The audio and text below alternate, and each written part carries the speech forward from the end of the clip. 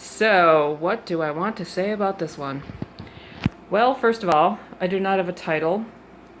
I think I've said before, sometimes this stuff just happens. I mean, I sound like I have no idea what I'm doing, but it's more about if something doesn't work, I just kind of roll with it and try something else.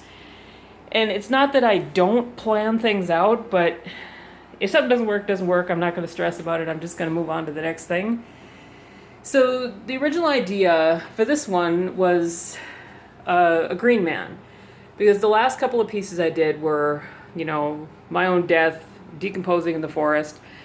So I wanted to do the male spirit, the wild man of the forest, the horn god, whatever. It was going to be the fertility and, bringing all the plants and flowers back after all this death. And the head that I originally put on here was terrible. It didn't fit. It looked weird. The proportions were off. So I chopped the head off. And then I had this skull, and I was like, oh, I dig this. And looking at it now, I realized this is a good bridge in between the last two pieces that were all about death, and then the next piece, which is going to be all about life. So,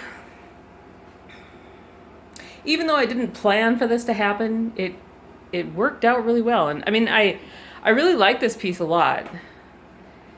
But usually, coming up with a title is something I do immediately. And if I don't have a title in mind even before I start, I won't have one. So this one is just going to be Untitled. But I really do dig it.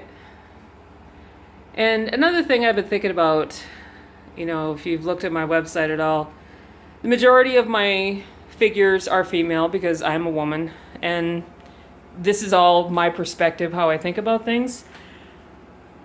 But, of course, there are not just women in the world, so I wanted to introduce some masculine energy into my art.